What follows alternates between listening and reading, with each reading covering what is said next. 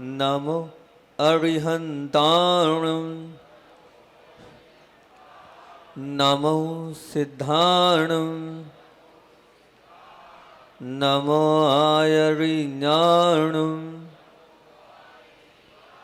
नमो वज्रायाणं नमो लोये सवसाहुणं नमो अरुहंताणं नमो सिद्धाणं नमो आयरियाणं नमो वज्रायाणं नमो लोये सवसाहुणं। बोलिए देवादिदेव 1008 मूल नायक श्री पांचनाथ भगवान की जय। परोपकारी आचार्य भगवंत विद्यासागर जी महामुनि राज की जय। पंच कल्याणक महामहोत्सव की। पूज मुनिवर श्री दुर्लभ सागर जी महाराज की। एक गांव में 4 अंधे व्यक्ति सूरदास रहते थे। भले ही आंखों से उन्हें नहीं दिखता था, लेकिन बहुत गुणवान थे। बहुत ही अपनी योग्यता से वो बहुत सारी खूबियों को अपने साथ सजे हुए थे। अब एक बात ध्यान रखना, आचार्य श्री बार बार बोलते हैं, अगर कोई चीज़ कमी होती है, अगर कोई इंद्रिय कमी है, तो कोई ना कोई गॉड गिफ्ट तो आपको मिलेगा। और वो था, उन चारों के अंदर कुछ न कुछ ऐसी अच्छी बातें थी। तो अब उन अच्छी बातों में वो गांव में थे, तो कहते हैं ना, गांव का जोगी और अन्य गांव का सिद्ध। तो उन्होंने सोचा, भैया यहाँ अपनी कोई कीमत ही नहीं है, क्या करें यहाँ रह के, यहाँ रहना ही नहीं अपने को। और इस भाव के साथ उन्होंने सोचा, चलो अपन दूसरे गांव चलते हैं। और वो दूसरे गांव की ओर चले गए। जब वहाँ पर पहुँचे तो वहाँ के राजा के पास पहुँचे और उन्होंने कहा कि हम ऐसे ऐसे हैं और हम अपनी आजीविका चलाने यहाँ आए हैं। अब सेठ बड़ा कंजूस, उसने कहा ठीक है, क्या क्या जानते हो आप? सेठ नहीं, क्षमा चाहता हूँ, राजा बड़ा कंजूस। उन्होंने कहा क्या क्या जानते हो? तो एक ने बोला, मैं रत्न परीक्षक हूँ, कैसा भी रत्न आप ला के दोगे मैं आपको बता दूंगा। दूसरे ने कहा, मैं अश्व परीक्षक हूँ, कैसा भी घोड़ा होगा मैं बता दूंगा इसमें क्या कमी है क्या खूबी है। तीसरे ने कहा, मैं स्त्री परीक्षक हूँ, मैं स्त्री को बता दूंगा कि इस स्त्री में क्या कमी है क्या खूबी है। चौथे ने कहा, मैं पुरुष परीक्षक हूँ, मैं पुरुष के अंदर की कमियां और खूबियां बता देता हूँ। बहुत अच्छी बात है। राजा ने कहा, एक काम करते हैं, आप आए हो तो ठीक है, आपकी आजीविका के लिए एक एक सेर आटा, 1 छटाक दाल, 1 तोला घी और 1 तोला मसाला आप चारों को दिया जाएगा। बड़े प्रसन्न, चारों बढ़िया मौज मस्ती से खा रहे थे, पी रहे थे, रह रहे थे। एक दिन की बात है, राज दरबार में क्या हुआ कि एक जौहरी आया और उन रत्नों को लेके आया। तो याद आ गया राजा को कि अपन ने 4 लोगों को रख रखा है। बुलाया गया, उसने देखा, देखने के बाद उन हजारों रत्नों में से गिनती के रत्न निकाले। कहा, राजा ये असली हैं और ये नकली हैं। राजा ने कहा, सूरदास होने के बाद भी ठीक है। कोई बोले, क्या क्या कैसे कह रहे हैं? बोले, इनको फोड़ना ये फूटेंगे नहीं, इनको तोड़ना भी ये टूट जाएंगे जरा से। हुआ ऐसे ही कि तुरंत तोड़े। राजा आश्चर्यचकित हुआ, खुश हुआ। उन्होंने कहा, 1 तोला घी और बढ़ा दो, 1 तोला घी और बढ़ा दो। बहुत अच्छी बात है। अब एक बार की बात है, एक बार एक घोड़ा आया, वो याद आ गया राजा को। अरे अपने पास वो, उसको बुलाया गया, उसने देखा, पूरी नसें टटोली, ऊपर से लेके थपथपाया, सब किया, पूरा पैर देखा, कहीं है देखा, कहीं वो देखा। 15-20 मिनट की वो पूरी प्रक्रिया चलती रही। फिर उसके बाद ये कह दिया गया, क्या कह दिया गया? बोले, ये जब दौड़ेगा और नदी में जाएगा तो नदी में जाकर बैठ जाएगा। लेकिन अच्छा, राजा ने अनुभव किया, जो दौड़ा इसको नदी में ले जाओ, वो नदी में जाकर बैठ गया। आखिर उससे पूछा कि क्या है भैया, क्या कारण है? तो उसने कहा कि मैंने पूरी नसें देखी थी, इसकी एक नस है, इस नस से ऐसा पता लगता है वो मोटी हो गई है। तो इससे ऐसा लगता है जब ये गर्भ में था तो इसकी माँ ने भैंस का दूध पिया होगा। गाय का दूध पिया होगा, भैंस का दूध पिया होगा। इस वजह से जो इसके अंदर वो नस जो है वो थोड़ी, उसमें गर्मी बढ़ गई है, वो मोटी हो गई है, इस वजह से ऐसा हो रहा हैगा। वो राजा को बड़ा आश्चर्य हुआ, ये बड़े सूरदास काम के।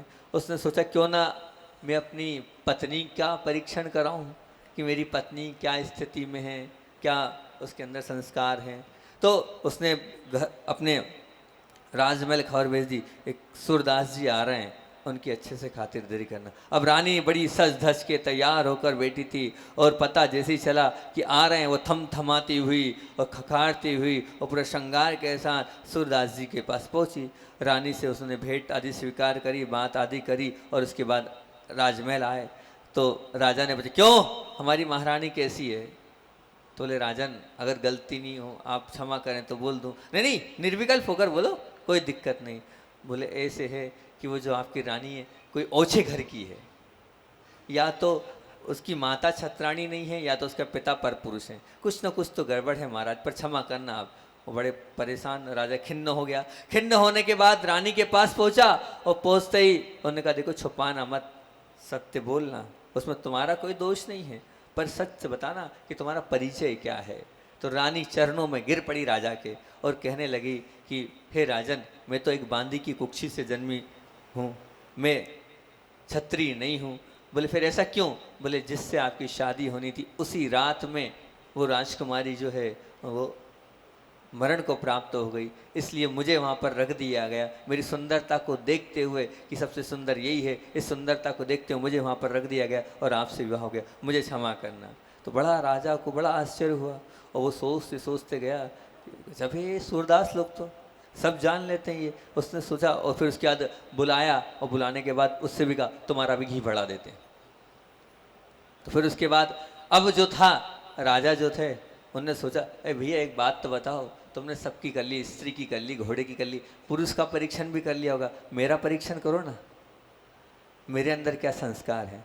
तो बोले, राजा साहब जिस दिन आया था उसी दिन आपके मैंने परीक्षण कर लिया था, पर आप अन्यथा अन्य तो बताऊं।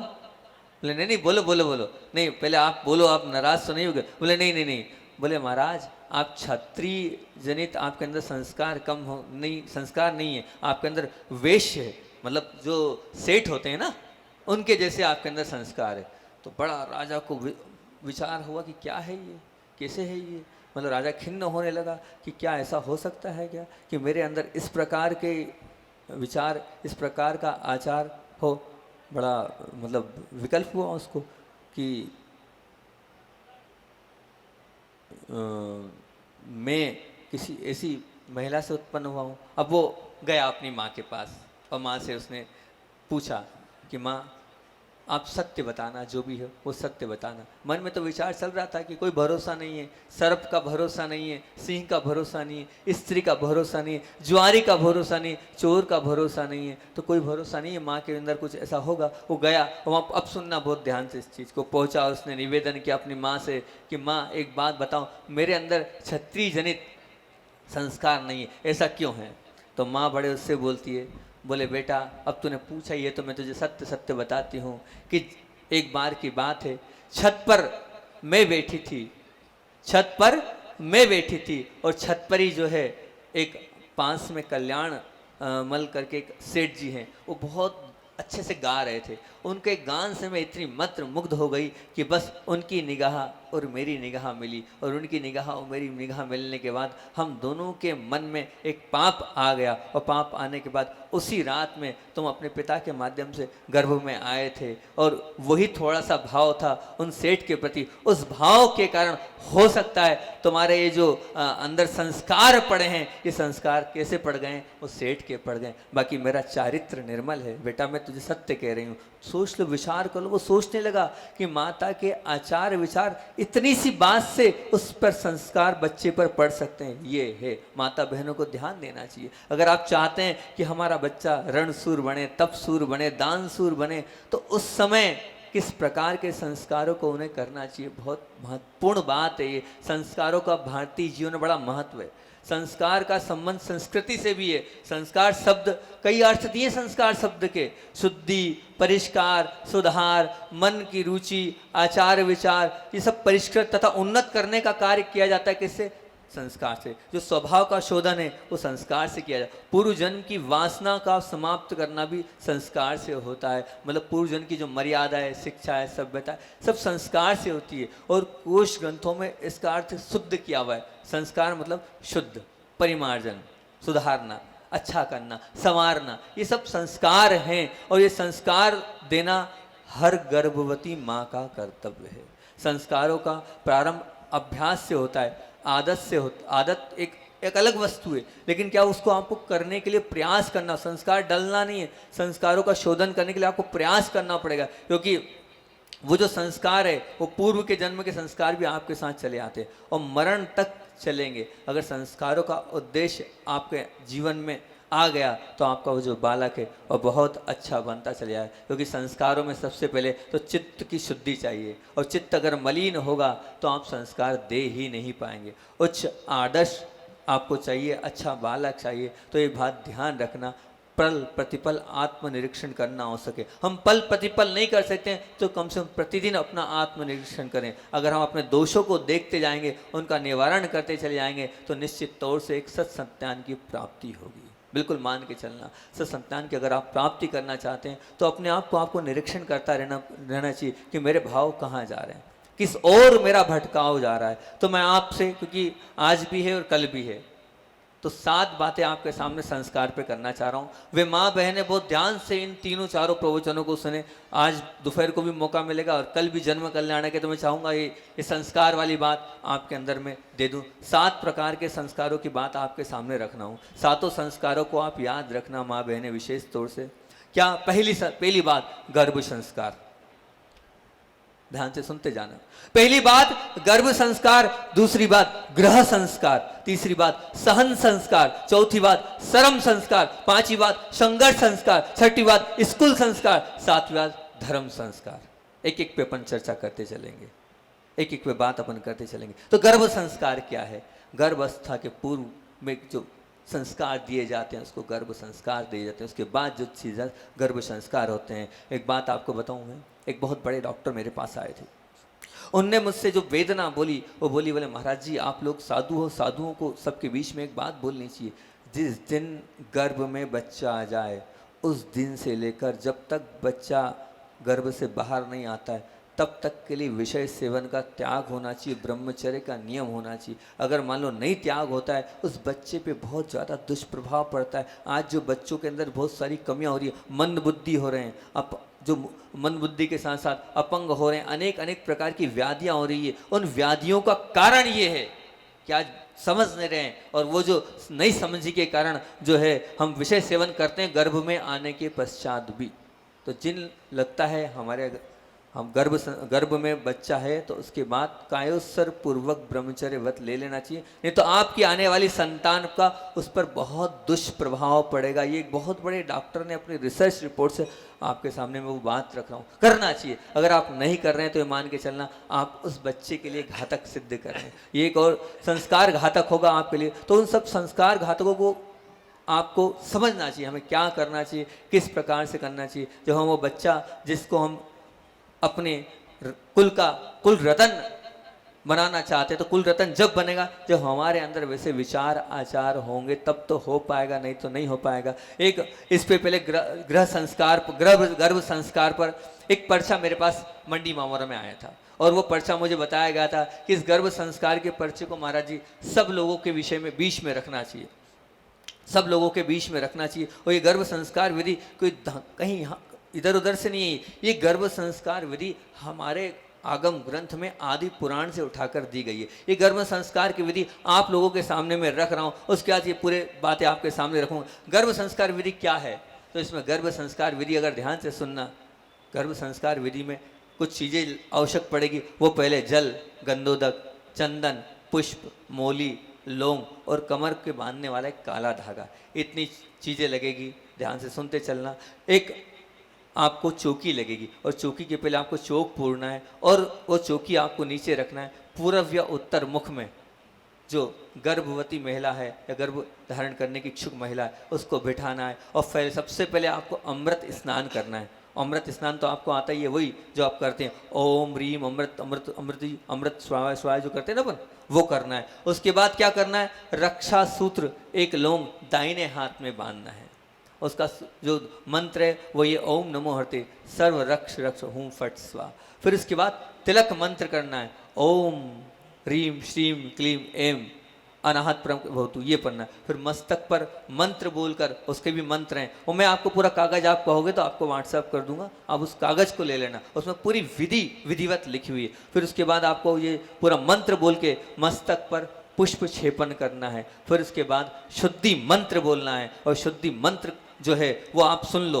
वो शुद्धि मंत्र कैसे बोलना है, एक प्लेट में काला धागा लेना है और उसको रखना है, और उसके बाद ओम राम रीम रूम रोम रह पात शुद्धि मंत्रम सर्वांग शुद्धि भवतु, और फिर उसके बाद वो जो पात शुद्धि करी और फिर ये मंत्र को बोलना है और 108 जाप करना है। ओम राम रीम रूम रह असी आओषा सर्वविघ्न उपदम कुरु कुरु स्वा, ऐसे 108 जाप उस काले धागे में देना है, और वो काला धागा आपके कमर में आपको बांधना है। फिर इसके बाद गंदोदक लेना है, और गंदोदक के बाद 9 बार गंदोदक के जाप से गंदोदक का करते जाना है और छींटते जाना है 9 बार। ओम वम हम पम हाम रीम रूम रोम रा असी औषा गर्भो अर्भक परिधारत परिरक्षत परिरक्षत स्वाहा, ये मंत्र है, इस मंत्र को बोलते हुए करना है। फिर उसके बाद गर्भ के पहले 8 मंत्र होते हैं, इन 8 मंत्रों का पहले ये क्रिया हर महीने होगी, गर्भ के पहले भी होगी, तीसरे माह में भी होगी, 5वें माह में भी होगी, 7वें माह में भी होगी, 9वें माह में भी होगी। ये पूरी क्रियाएं होगी प्रतिदिन, हर बार होगी। फिर अगर गर्भ के पहले इन 8 मंत्रों को जरूर करना है। सज्जाति भावी भव, सदग्रही भावी भव, मुनिंद्र भाई, ये सब आदि पुराण के मंत्र हैं, आदि पुराण से बोल रहा हूँ मैं।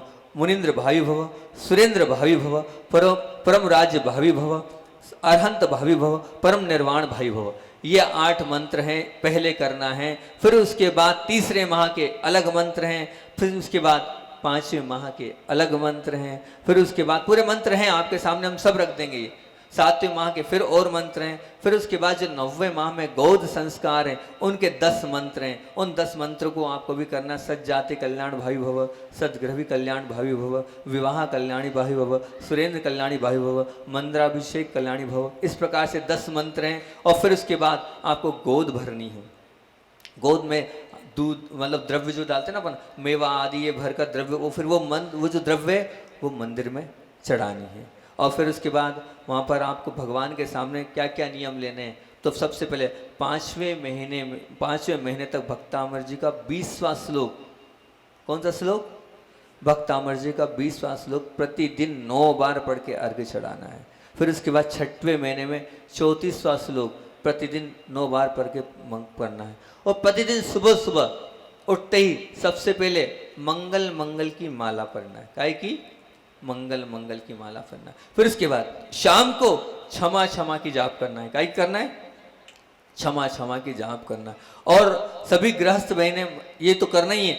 एक विशेष ध्यान रखना है, इसमें स्पष्ट लिखा है, एल्यूमिनियम के बर्तन से बने भोजन नहीं करना है गर्भवती महिलाओं को। इंडक्शन जो माइक्रोवेव होता है उसका भोजन नहीं करना, उसका बिल्कुल त्याग करना है। दूसरी बात और विशेष, शाम के समय उड़द चावल बेसन से बनी वस्तुएं कभी नहीं भोजन में लेना। और प्रतिदिन अपने हिसाब से आलोचना पाठ, स्वाध्याय आदि अवश्य करना। और ये तो स्पष्ट है, जब थोड़े से में संस्कार पड़ जाते हैं तो कार्टून चैनल हैं, मूवीज़ हैं और गाने हैं, इनको नहीं देखना, नहीं तो निश्चित मानना उस बच्चे पर जरूर प्रभाव पड़ेगा। जितनी भक्ति आप करेंगे, जितनी तीर्थ की वंदना आप करेंगे, जितना आहार दान देंगे, उतना ये मान के चलना उस बालक पर बहुत अच्छा संस्कार पड़ेगा। वो आपके ऊपर है, आप जितनी भक्ति पूजन करेंगे उतनी अच्छी संतान, सत संतान की प्राप्ति आपकी होगी। आपके आचार विचार से ही उस बालक पर प्रभाव पड़ेगा, ये बात आप निश्चित मान के चलना।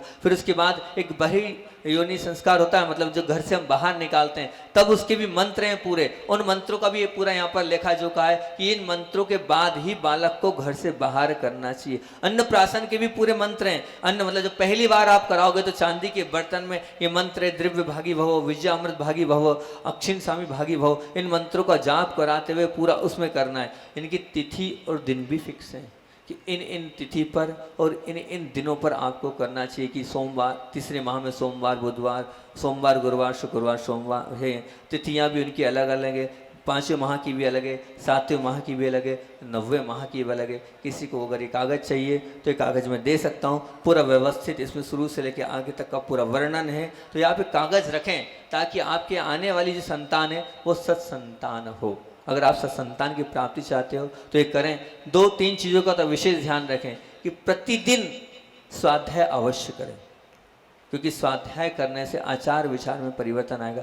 पूजन अवश्य करें और मूवीज़ का, मोबाइल का, इन सब का तो त्याग कर ही दे गर्भवती महिला, नहीं तो फिर बाद में जब संतान ऐसी होती है तब आप मुंह मत बिगाड़ना, ये क्या हो रहा है, ये आपने किया ऐसा है तो उसका परिणाम हो रहा है, उसमें आपको खुद की गलती है। ये ध्यान रखना। गलत का त्याग और सम्यक का सेवन, ये दोनों तत्व गर्भ में स्थित तुम्हारे बालक के संस्कारों का आधारभूत सिद्धांत है। ये बात मान चलना। आप कोई पिल्ले को जन्म नहीं दे रहे हो, कोई पिल्ले को जन्म नहीं दे रहे हो, आप किसी एक ऐसे बालक को जन्म दे रहे हो जो हमारे समाज की, हमारे देश की एक धरोहर बनने वाला है, हमारे परिवार की एक धरोहर बनने वाला है। इसलिए इस दौरान आपकी वृत्ति प्रवृत्ति जो भी होगी उस जन्म देने वाले बालक पर पड़ेगी ही पड़ेगी। आप चाहो तो उस बालक को हिटलर बना सकते हो और आप चाहो तो उस बालक को आचार्य विद्यासागर बना सकते हो। वो आपके ऊपर डिपेंड है कि आप क्या बनाना चाहते हो। वो तो आप समझो मुझे क्या बनाना है, उसमें आपकी कमी रहेगी। ये चीज़ है कि पहली गर्भ संस्कार की, ये गर्भों में संस्कार होना चाहिए। और अगर हम संस्कार भूल रहे, और ये सब मैंने फिर से कहा, ये कहीं से नहीं आया है। आदि पुराण को आप मानते हो ना, ये आदि पुराण में से निकालकर आपके सामने ये बातें यहाँ पर रखी। ये होना चाहिए, इसका प्रचलन हो तो बहुत अच्छी बात है। फिर दूसरे नंबर पे गृह संस्कार। दूसरी नंबर पे क्या है? गृह संस्कार। गृह संस्कार से तात्पर्य क्या है? बालक के जीवन पर उपदेश का प्रभाव जितना नहीं पड़ता है उतना उदाहरण का पड़ता है। उदाहरण का पड़ता मतलब क्या? संतान को आप क्या सुनाते हो वो गौण है, परंतु आप क्या दिखाते हो वह अत्यंत महत्वपूर्ण है। क्या सुनने को मिला उसका वो आधार नहीं, क्या उसे देखने को मिल रहा है उसका आधार उसके जीवन पर बहुत पड़ता है। अभी एक स्थान पे 10 साल के एक लड़का और लड़की जो है कमर में हाथ डालकर डांस कर रहे थे। तो उन्हें पूछा क्या कर रहे हो बच्चे ये? तो बोले अंदर देखो। अब अंदर देखा तो माता पिता जो है वो डांस कर रहे हैं। जब वो माता पिता बच्चों के सामने इस प्रकार से डांस कर रहे हैं तो ध्यान रखना, अब वो बच्चों पर तो क्या जो बच्चा देखता है वो करता है। अब आप बच्चों को वो दिखा रहे हो तो क्या होगा? आपके घर का वातावरण अगर ऐसा ही है, आप मोबाइल में लगे हैं, आप टीवी में लगे हैं, आप पार्टियों में रात देर से आ रहे हैं, वो सब कुछ कर रहे हैं, तो फिर वो बच्चा तो वो सब कुछ देख के वही सब कुछ सीखेगा ना। वही तो आप करा रहे हो। आप मान के चलना आपके आचारों के अंदर आपका विचारों का योगदान उस बच्चे पे महत्वपूर्ण है। आप जैसा वातावरण रखोगे बच्चा वैसा बनता चला जाएगा। ध्यान रखना, एक बहुत अच्छी बात बोल रहा हूँ। गोवा के किनारे पर जाने के बाद आपके पवित्र विचार होंगे क्या?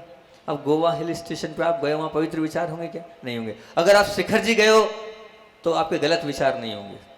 आप शिखर जी गए हो तो गलत विचार नहीं होंगे। आप 31 दिसंबर की रात को शायद प्रभु भक्ति के भाव आपके नहीं होंगे, हो ही नहीं सकते, मतलब इन्हें गिने के हो सकते हैं। परंतु वहीं आप दिवाली के दिन अगर प्रभु भक्ति में लगे हो तो हो सकता है भाव हो जाए। ये वातावरण 10 लक्षण में आपको होटल में जाने के भाव नहीं होंगे, परंतु वहीं बड़े दिन की छुट्टी हो तो आपके क्या होटल और घूमने सबके जाने के भाव होंगे। ये वातावरण का प्रभाव पड़ता है। जैसा वातावरण होता है वैसा एटमॉस्फेयर बनता है, वैसे अपने आप परिणामों में वैसी बातें आती चली जाती है। ये आज हजारों अभिभावक अपनी संतानों को संस्कारहीन व्यवहार से यदि त्रस्त हैं तो उनमें कई कारण में वे खुद जिम्मेदार हैं, क्योंकि वो ये समझ नहीं पा रहे कि हमें क्या करना चाहिए और क्या नहीं करना चाहिए। वो खुद इस प्रकार का वातावरण को दे रहे हैं जिससे वो बिगड़ते जा रहे हैं। चाहे समाज हो, चाहे वो संस्था हो, चाहे वो और क्षेत्र हो, चाहे वकालत का क्षेत्र कह लो, चाहे क्रिकेट का क्षेत्र कह लो, चाहे कुश्ती का खेल दे दो, चाहे और भी कहीं भी आप देख लो, आपको वहाँ पर कोई ना कोई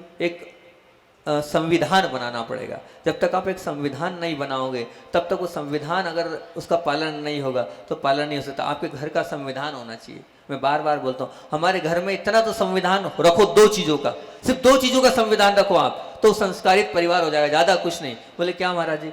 आपके घर में पूजन अभिषेक और स्वाध्याय हो, ये नियम होना चाहिए। पूजन अभिषेक और स्वाध्याय हो, ये एक हमारे घर का संविधान होना चाहिए। दूसरा, 9:30 बजे तक हमारे बच्चे हमारे परिवार के साथ घर में आ जाए। इतने 2 संविधान कर लो, बहुत कुछ अच्छा हो जाएगा।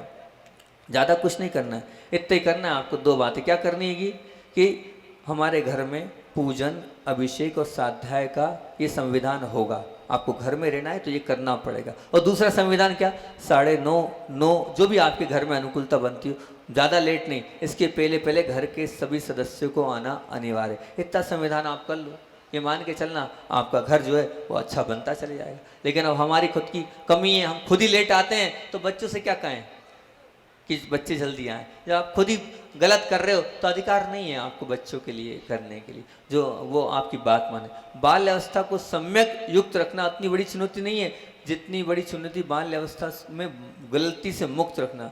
बच्चों के हाथ में, और बता देता हूँ, बच्चों के हाथ में आप पूजन सामग्री देना बहुत आसान चीज़ है। आप पूजन दे सकते हो, सामग्री दे सकते हो, और बच्चा जा भी सकता है मंदिर में, लेकिन बच्चों के हाथ से मोबाइल छुड़ाना अत्यंत कठिन बात है।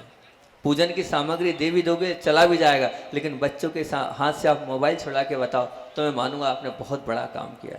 बालक को प्रभु के मंदिर ले जाना कोई बहुत तकलीफ वाली बात नहीं है, चले जाएगा, लेकिन बच्चों के सामने टीवी से अलग करना एक बहुत बड़ी चुनौती है, एक बहुत बड़ी जहमत है, एक बहुत बड़ी मेहनत का काम है। बालक को मुनिराजों के पास ले आना तो फिर भी सरल है, और आप ले भी आते हो और वो आ भी जाते हैं, लेकिन गलत दोस्तों की संगति से दूर रख पाना एक बहुत कठिन कार्य है। वो कहाँ बैठ रहा है, कहाँ उठ रहा है, ये सब कुछ आपको देखना पड़ेगा, क्योंकि अभी अपनी बात चल रही है गृह संस्कार की। ये गृह संस्कार में आएंगे, केवल आप बालक के केवल वैसे ही बालक होता है, ये व्यक्ति से आप ये मत मान लेना कि वो परिपक्व नहीं, उसके पास कई जन्मों के गलत अभ्यास के गलत संस्कार भी चले आ रहे हैं, उन संस्कारों को भी आपको देखना पड़ेगा। जैसे मान लीजिए महीनों आप फ्रिज में रखो उस केरोसिन को, महीनों फ्रिज में रखो उस केरोसिन को, लेकिन जैसे ही बाहर लाओगे और एक थोड़ा सा लगाओगे, वो ठंडा केरोसिन भी 1 सेकंड में सबको खाक कर देगा।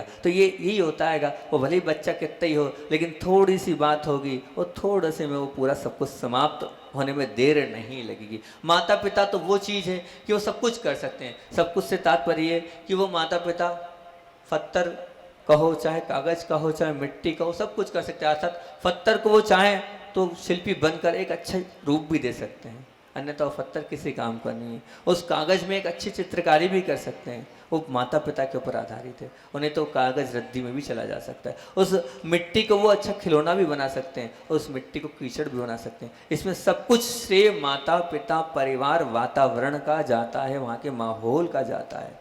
मुझे मान के चलना, अगर माता पिता अगर सजग नहीं है, माता पिता अगर सजग नहीं है तो कुछ नहीं है। माता पिता माता पिता घुड़सवार बने तो उस बालक के माता पिता करोड़ों की पूंजी अर्जित करते हैं।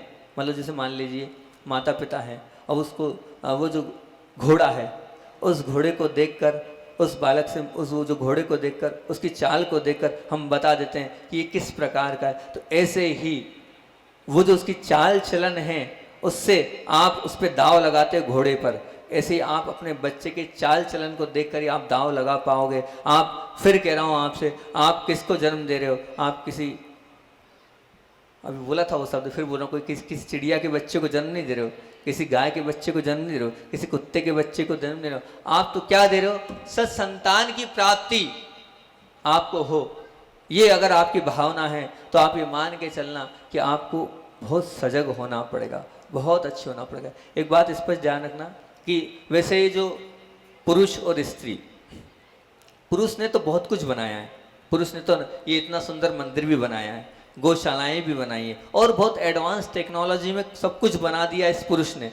लेकिन एक बात ध्यान रखना कि पुरुष ने जो बनाया है वो तो है ही, पर जो एक महिला जो बना रही है वो अलग है। ये ध्यान रखना। वो सब कुछ सहन करने के बाद जगत के पास वो एक ऐसा शिशु, ऐसा बालक दे रही है जो एक पुरुष नहीं बना सकता है। वो माँ ही करती है, सब कुछ सहन करती है, पीड़ाओं को सहन करती है और हंसते हंसते सह लेती है, और खतरों में झेलकर वो उस बालक को जन्म देती है। और वो बालक वो सिर्फ एक माँ ही बना सकती है। उस माँ को इतना सजग रहना चाहिए, इतना अपने आप में वो होना चाहिए कि मैं इस बच्चे को जो जन्म दे रही हूँ, इस बच्चे को जन्म मेरे माध्यम से हो रहा है, तो पूरा कर्तव्य बनता है कि मैं इसका ध्यान रखूँ। शरीर से बाहर किए जाने वाला सृजन वो जड़ सृजन है, वो जड़ सृजन हर व्यक्ति कर सकता है, लेकिन शरीर के भीतर का जो चैतन्य का सृजन है वो स्त्री ही करती है। इसलिए स्त्री की यथोगाथा हमेशा गाई जाती है। लेकिन जब गाई जाएगी जब माँ उस बच्चे के प्रति पूरी सजग होकर और उसे अपना लक्ष्य मानकर उसके लिए करते चले जाएंगे। नहीं तो ऐसे तो बहुत सारे जन्म हुए हैं और जन्म होते चले जाते, लेकिन उस जन्म की सार्थकता जब होगी जब उसमें हम सब प्रमाण प्रेम दें। एक बार की बात है कि आज सब कुछ हो रहा है, लेकिन कहना चाहिए विवेकपूर्ण प्रेम और वात्सल्य नहीं हो रहा है। विवेकपूर्ण प्रेम और वात्सल्य से क्या, विवेकहीन प्रेम हो रहा है हमारे अंदर। प्रेम तो होता है बच्चों से, लेकिन प्रमाणहीन प्रेम हो रहा है। हजारों लाखों माता पिता हैं जो आज प्रेम तो दे रहे हैं, लेकिन प्रेम इस प्रकार से दे रहे हैं कि बड़ी विडंबना है। एक बार एक स्वप्न आया, स्वप्न ऐसा आया कि कृष्ण जी आए। रुक्मणी ने कहा एक स्वप्न देखा मैंने। बोले कैसा स्वप्न देखा आपने? तो उन्होंने स्वप्न बताया। समय का ध्यान रखना भैया, हमारे तो दो तीन बार है ना अभी हाँ, स्वप्न आया, बहुत अच्छा स्वप्न। वो स्वप्न आपको बताता हूँ कि रुक्मणी ने कृष्ण से कहा कि मुझे स्वप्न ऐसा आया। उस स्वप्न को सुनकर वो आश्चर्यचकित। बोले क्या? बोले एक गाय जो है वो अपने बछड़े को बड़े प्रेम से वात्सल्य से चाट रही है। बोले चाट रही तो कोई बात नहीं, क्या दिक्कत है? नहीं, चाट रही है, ये तो हर माँ का कर्तव्य है, वो तो हर गाय चाटती है। लेकिन वो चाट तो रही है, लेकिन वो इतना चाट रही है, इतना चाट रही, इतना चाट रही, इतना चाट रही, चाटते चाटते उस बच्चे के अंदर से खून निकल आया। चाटते चाटते आज इतना हो गया कि उस बच्चे के अंदर से क्या निकल आया? खून निकल आया। जब ये बात कृष्ण जी से सुनी, आप इस स्वप्न का फल तो बताओ कि स्वप्न का फल क्या है। तो कृष्ण जी ने बड़े उससे कहा कि इसका जो फल सुनोगे तो बड़ा ऐसा लगेगा। बोले क्या? आज जो है वो इस प्रकार से हो रहा है, अब माँ अपने बच्चों को इस प्रकार से प्रेम और स्नेह कर रही है, उस प्रेम स्नेह में सब कुछ भूल रही है। माँ सब कुछ भूल रही है, उसकी थोड़े से आंसू नहीं होते हैं और उस आंसू में वो विवेकहीन बन जाती है। और विवेकहीन बनने के कारण उन सब जो प्रमाणहीन मांगे हैं उन सब प्रमाणहीन मांगों को करती है और बहुत प्रेम करती है। हीटर चालू कर दो, बच्चे को क्या ठंड नहीं लगना चाहिए। एसी चालू कर दो, बच्चे को गर्मी नहीं लगना चाहिए। नौकर रख लो क्योंकि स्कूल ले जाना है, बैग ले जाना है, वो नहीं उठाएगा। चॉकलेट दे दो, बिस्किट दे दो, बच्चों को खिलाते रहो, वो भूखे नहीं रहना चाहिए, वो हमारे बच्चे थकना नहीं चाहिए। ये प्रमाणहीन प्रेम है। प्रमाणहीन मतलब ऐसा प्रेम नहीं है। ये जो आपका लाड़ है, ये लाड़ आप अपने बच्चों को ये मान के चलना, आप अपने बच्चों को समाप्ति की ओर ले जा रहे हो, उनके संस्कारों को आप समाप्त करते चले रहे हो। ये ग्रह संस्कार की अपनी बात चल रही है। इस ग्रह संस्कार में हम आपसे यही कहना चाहते हैं कि पूरे संस्कार ग्रह में देने में पिता का अहम महत्व नहीं है, माँ का अहम महत्व है। माँ जैसा करेगी, माँ जैसा देखेगी, माँ जिस प्रकार का आचार विचार रहेगी, बच्चा उसी प्रकार से करता चला जाएगा। ये ग्रह संस्कार की बात है। अपना समय पूर्ण हो गया है। इसके बाद क्या आपसे ध्यान रखना कौन कौन से संस्कार की बात करी मैंने आपसे, एक बार रिपीट कर लें अपन। कौन कौन से संस्कार की बात करिए? कौन कौन से संस्कार है बोलो जल्दी।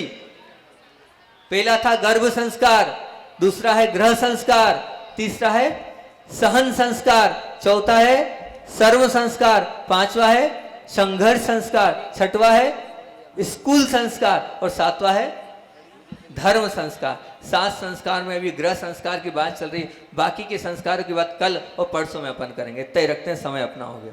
बोधि समाधि परिणाम सिद्धि शांति।